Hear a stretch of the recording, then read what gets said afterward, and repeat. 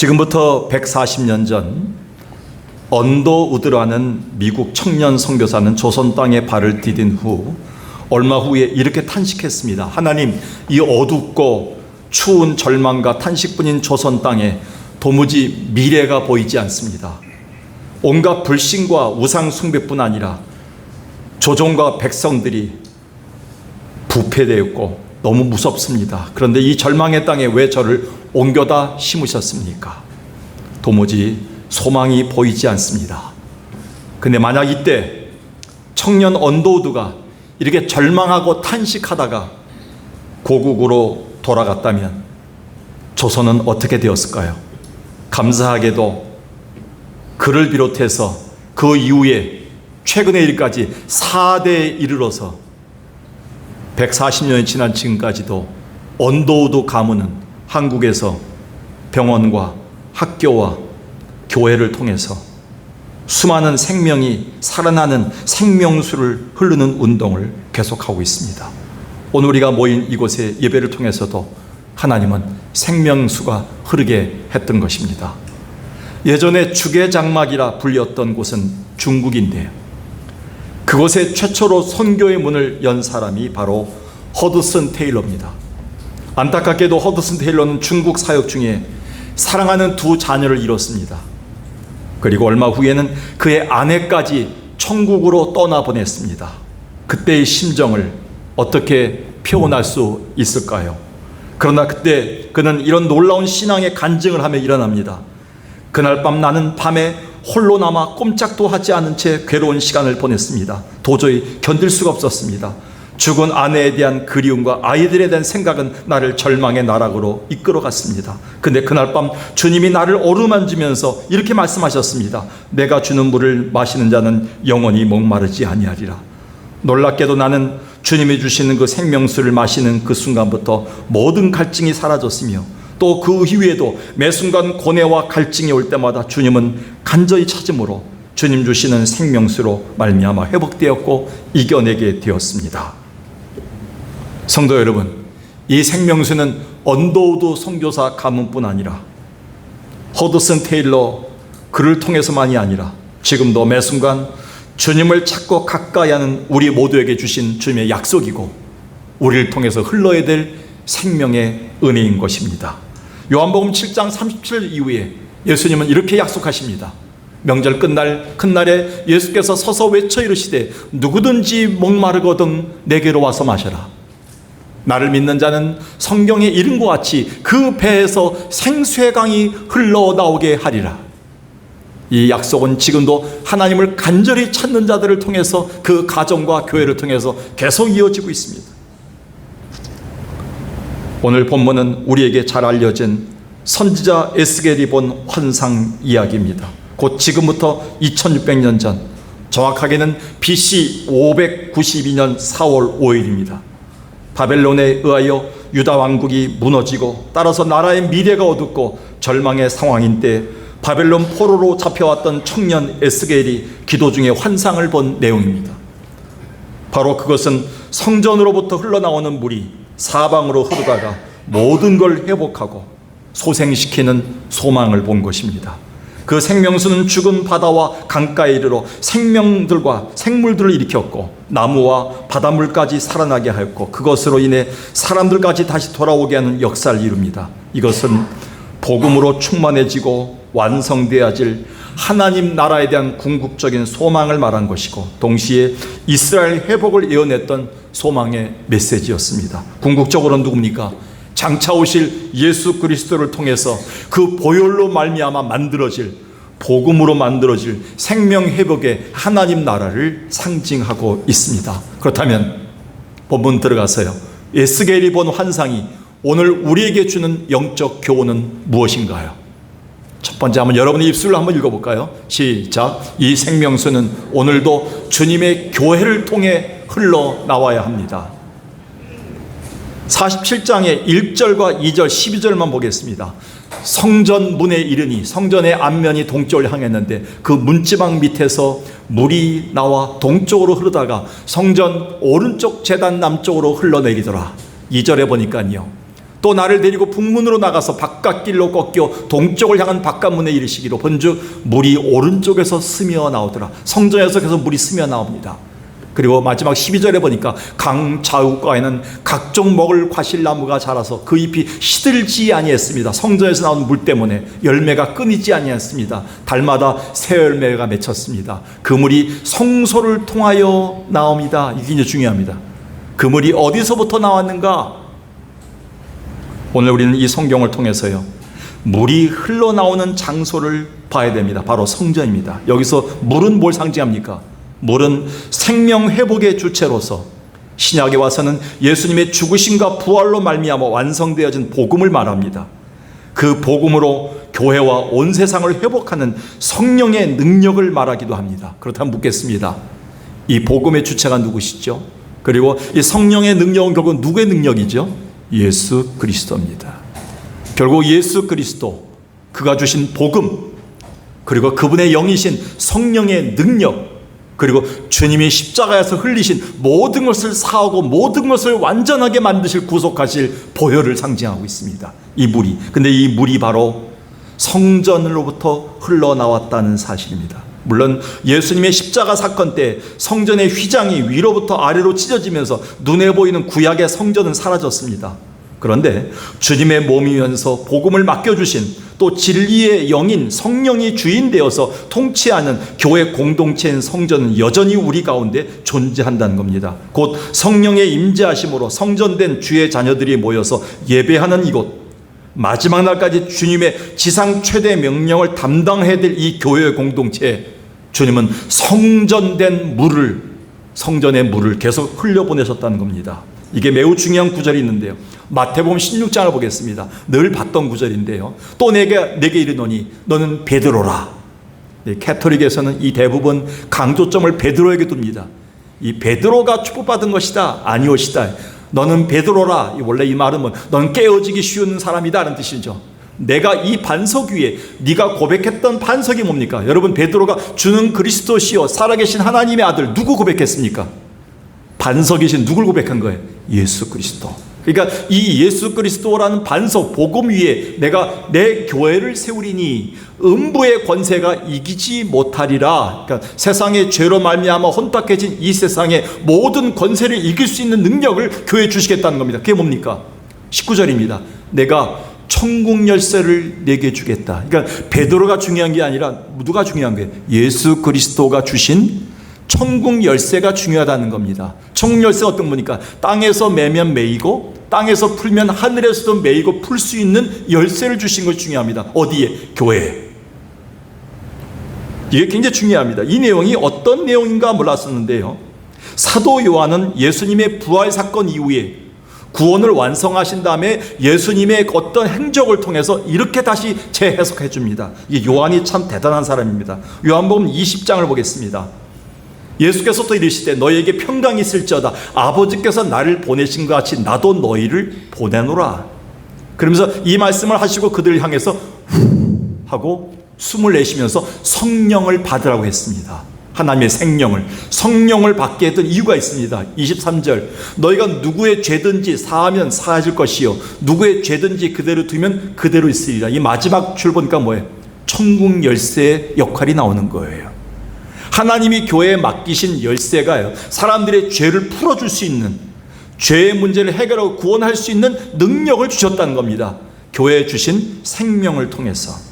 굉장히 중요한 거죠. 근데 안타까운 거는 오늘날 코로나 팬데믹이 지난 지금 우리 한국 교회는 이 생명수가 아예 흐르지 않거나 또 회복의 사명을 점점 잃어간다는 사실입니다. 이것은 점점 예수를 말하지 않기 때문이며 복음을 더 이상 강단에서 선포하지 않기 때문입니다. 언제부턴가 한국교회 강단에서는요, 생명수인 십자가의 보혈과 복음의 성령의 충만함을 말하기보다는 다만 눈에 보이는 번영과 성공 이야기만 계속 흘러보내고 있습니다. 그러다 보니 더 이상 성전된 교회로부터 회복과 생명의 물은 흐르지 않고 있으며 아예 주님이 맡기신 전도와 선교의 그레이트 미션, 하나님의 엄청난 이 과업을 우리가 소홀히 하고 있다는 겁니다. 그럼에도 주님은 오늘 우리에게 이 생명수에 대한 약속을 분명히 또 하고 계십니다. 요한복음 4장을 보겠습니다. 4장에 보니까 예수께서 대답하여 이르시되 너희가 이 물을 마실 때마다 목마르거니와 13절에 이 물을 마시는 자는 다시 목마르지 않겠다라고 14절에 얘기합니다. 이 물이 뭡니까? 내가 주는 물을 마시는 자는 영원히 목마르지 아니하리니 내가 주는 물은 그 속에서 영생하도록 솟아나는 생물이 될 것이라. 예수가 있으면, 성령의 능력이 있으면, 주의 보혈이 흐르면 이 생명수는 다시 목마르지 아니한 많은 사람들이 갈증을 해결하는 귀한 생명수로 줄 것이라는 약속을 하고 계십니다. 아무쪼록. 근데 그 다음 절 봅시다. 여자가 이르되 메시아 곧 그리스도라 하는 이가 오실 줄을 내가 압니다. 그가 오시면 모든 것을 우리에게 알려주십니다. 여러분 묻습니다. 여러분 속에 예수가 계십니까? 예수의 여긴 성령이 계십니까? 그렇다면 여러분 속에는 생명수가 지금 흐르고 있다는 것입니다.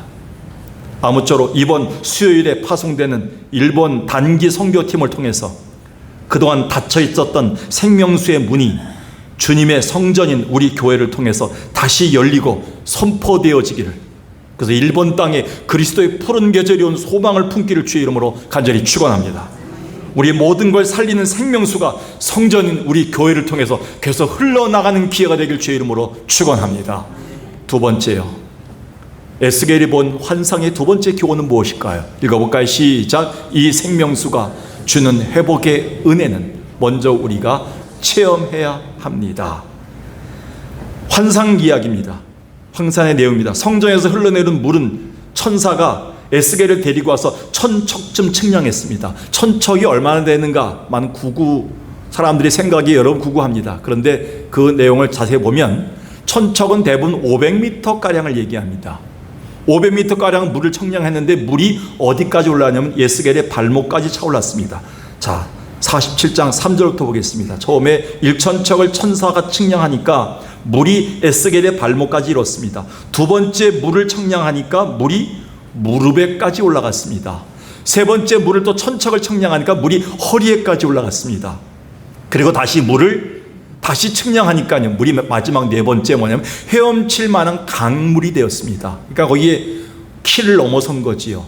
근데 6절에 예수님이 이렇게 묻습니다. 하나님이 인자야, 에스겔아, 네가 이것을 체험했느냐? 봤느냐? 라고 묻습니다. 어떤 의미일까요? 혹자는 이렇게 해석합니다. 에스겔은 처음에 물이 자기 발목에 차올랐다는 것은 우리가 복음을 통해서, 생명수를 통해서 성령이 우리에게 주시는 회복의 은혜인데 우리 발목으로부터 하나님의 은혜가 오음을 강조합니다. 이제는 세상으로 향하던 우리의 발걸음이 꼬박 주일이 되면 예배당으로 오고 기도 시간만 되면 무릎 꿇게 되고 그리고 주님을 찾게 되고 죄악으로 향하던, 세상으로 가던 우리의 발걸음이 성령의 인도로 은혜의 자리로 자꾸 들어오게 된다는 겁니다. 이게 바로 생명수가 흐르고 있다는 증거입니다. 두 번째, 물이 무릎에까지 올라갔다는 것은 이 세상의 죄악을 이기고 승리하기 위해서는 반드시 무릎 기도로 성령의 능력을 받아야 함을 깨달았다는 겁니다. 이때부터는 내 힘과 내 지식으로는 안 되고 전부요 오늘도 의지합니다. 주님만 의지하고 왔습니다. 무릎 꿇는 삶, 기도의 삶을 얘기한다 그랬어요. 거기까지 가야 된다는 거예요. 와장창 맞고 의도 터지고 가면요 늦은 거예요. 그 전에 우리가 무릎으로 살아야 된다는 겁니다. 그 생명수가 흐를 때 우리 영혼이 달라지는 거죠. 세 번째 어떻게 됐습니까? 그리고 누가복음 5장 8절에 보니까요, 베드로가 그런 사람이었습니다. 베드로가 예수 그리스도의 능력 앞에 생명수가 흐르는 그 순간부터 자기가 모든 노력과 자기의 모든 경력을 다 내려놓고 무릎 꿇었습니다.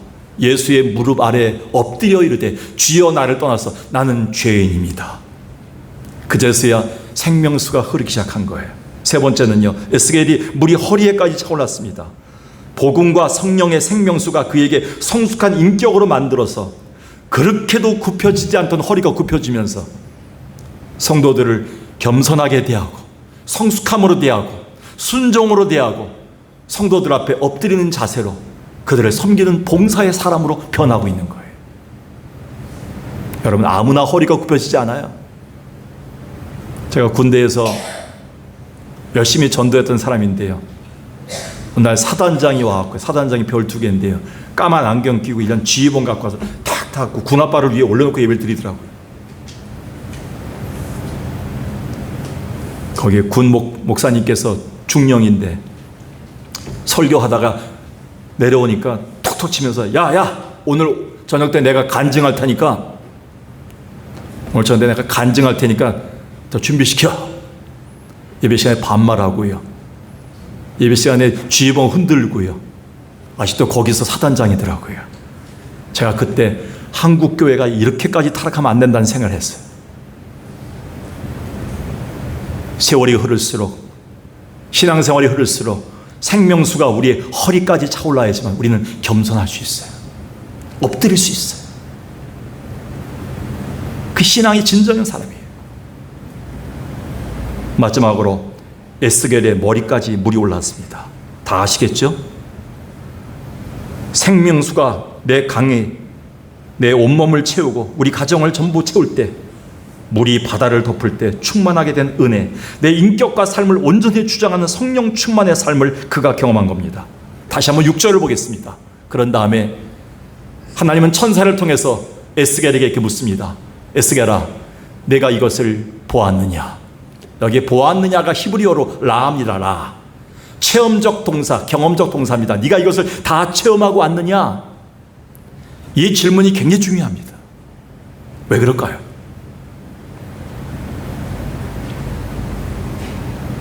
앞으로 이스라엘을 생명수로 회복시키고 다시 돌이키실 그 은혜를 위해 백성에게 가야 될 에스겔로 하여금 먼저 그 은혜를 경험케 하셨다는 겁니다. 이제 우리 차례가 아닐까요? 역대하 7장 13절에 주님이 이렇게 얘기합니다. 혹시 하나님께서 하늘을 닫고 비를 내리지 않거나 천재지변이 일어나거나 갑자기 전염병이 참으로 유행하거나 갑자기 우리가 못 살겠다고 얘기할 때 다른 거 원망하고 불평하지 말라.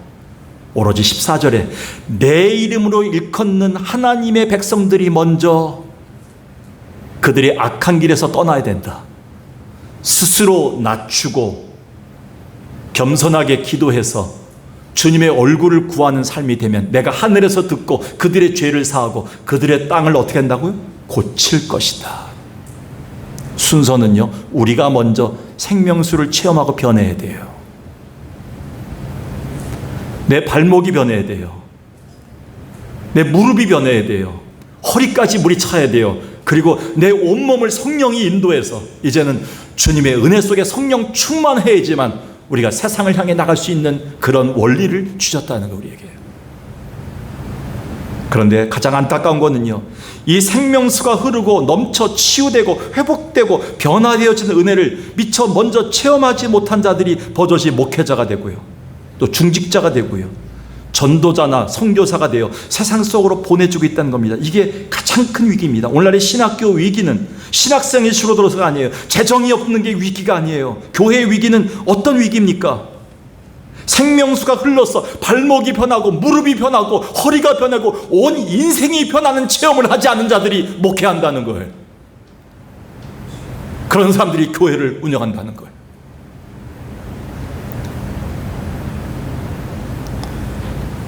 오늘 우리는 먼저 변해야 됩니다. 주님 우리에게 묻습니다. 사랑하는 아들아, 내가 이것을 체험했느냐? 그런 다음에 보내시겠다는 거예요. 청년들 이번에 몇 개월 동안 준비하면서 많이 준비한 것 같아요. 기도하면서 준비하고 선교하면서 찬양하고 준비하면서 짧은 기간 같지만 그 오랜 기간 동안 하나님께서 저들이 변하게 만들고 생명수가 충만하게 만든 은혜를 하나님 허락해 주신 것 같습니다. 내가 경험해 보지 못한 회복과 치유를 어찌 이웃과 타자에게 전할 수가 있었나요? 내가 누리지 못한 그 충만을 어떻게 이웃에게 강요하고 소개할 수는 없다는 겁니다. 내가 소생되고 치료되고 살아나고 일어나는 은혜를 먼저 체험한 후에 생명수가 세상을 향해서 흘러나가야 된다는 그 영적 교훈을 오늘 하나님은 주고 있다는 겁니다. 여러분, 예수 그리스도의 은혜, 보혈로 말미암아 여러분 생명이 일어나고 다시 회복되고 다시 여러분 치료된 역사 있길 주의 이름으로 축원합니다. 주의 생명 소생케 됨은 성령 임하심이라. 모든 의심 슬픔 사라져 주의 평강 넘치는 아멘. 주님 주시는 참된 평화가 내 맘속에 넘치네. 주님 말씀에 거센 풍랑도 감당하게 된 3절 모르겠습니다. 하늘에서 단미 내리고 햇빛 찬란함같이 우리 마음에 성령이 많이 주님 보내심이라. 주님 주시는 참된 평화가 내 맘속에 넘치네. 주의 말씀에 거센 풍랑도 잔잔하게 되도다. 오늘 우리가 먼저 복음과 성령의 생명수가 흐르는 회복의 은혜를 누린 자 되기를 주의 이름으로 축원합니다. 마지막 세 번째 한번 읽어볼까요? 시작. 이 생명수는 반드시 세상으로 흘러 들어가야 합니다. 사실 오늘 이 세 번째 설교 대지는 이번 주 청년부를 중심으로 한 일본 단기 선교팀을 보내야만 하는 이유라고 할 수 있습니다. 본문 8절 이유를 보겠습니다. 이 흘러내리는 물로 그 바다의 물이 되살아나리라. 여기 줄을 치세요. 빡빡. 이 강물이 이르는 곳마다 모든 생물이 살고 거기에 줄을 치세요. 이 물이 흘러가서 어떻게 하는가? 그리고 어떻게 합니까? 흘러내 들어감으로 바닷물이 되살아나겠고 줄을 치세요. 이 강이 이르는 각처에 모든 것이 살 것이며 줄을 치세요. 마음으로 줄을 치라는 거예요. 진짜 볼펜을 치지 마세요. 또 이 마지막 10절에 이 강가에 어부가 설 것이니 바다가 살아나니까 어부들이 돌아오는 겁니다. 12절 보겠습니다. 강 좌우에는 각종 먹을 과실나무가 자라서 잎이 시들지 않냐고 달마다 열매를 맺게 됩니다. 이 열매를 먹을 때마다 먹을만 하고 그전에는 먹지 못했어요. 이 잎사귀는 약 재료가 되리라. 여기 특별히 언급된 단어가 되살아난다는 단어입니다. 개역성경에는 소송시키다는 말로 나와 있어요. 소송하다. 이 말이 뭐냐면 라파입니다. 히브리어. 우리 하나님은 어떤 하나님? 라파의 하나님, 치료의 하나님이죠. 그래서 치료하다, 건강케 하다, 회복시키다 란 말이 되살아나다라는 말입니다. 성전으로부터 흘러내려왔던 생명수는 강을 이루고 바다와 사막까지 이르러 모든 죽은 것들을 회복시키고 건강케 하고 열매를 맺게 함으로 먹을 물이 되고 부흥과 번성을 이루게 됩니다. 이것은 이스라엘 백성의 회복뿐만 아니라 이스라엘 백성을 통해 이루어질 이방 나라들의 회복을 말하기도 하고 궁극적으로는 예수 그리스도가 이루어내실 하나님 나라의 완성을 의미하는 것입니다. 따라서 아주 분명한 것은 생명수의 치료와 구원의 은혜가 반드시 지금 병들고 죽어가는 저 세상 속으로 반드시 흘러가야 된다는 원리입니다. 여러분, 얼마 전에 올림픽을 하면서 프랑스가 자랑했던 게 뭐냐면 센강입니다. 세느강. 그 세느강 가보니까요, 이렇게 넓진 않아요. 그런데 그 세느강이 똥물이에요. 죄송합니다.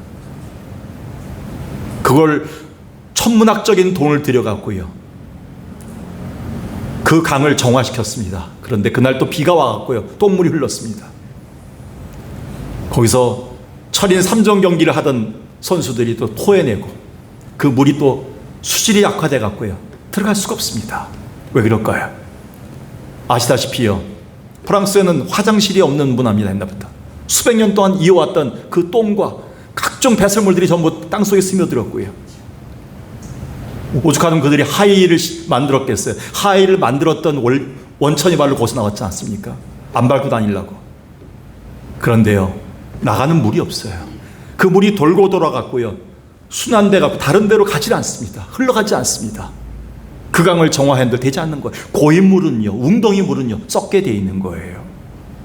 근데 생명수는 흘러가게 돼 있는 거예요. 오늘날의 한국교회 코로나 이후에 재정이 없습니다. 직분자를 못 세웁니다. 굉장히 어렵다고 얘기합니다. 나는 이 성경을 공부하면서 그 깨닫는 게 뭐냐면 이 생명수가 반드시 우리 교회도 흘러가야 된다는 사실을 하고 있어요. 그래서 하나님이 알아서 세물을 주시고 물질도 주시고 사람도 주시고 환경도 열어주신다는 사실을 깨닫게 됐어요.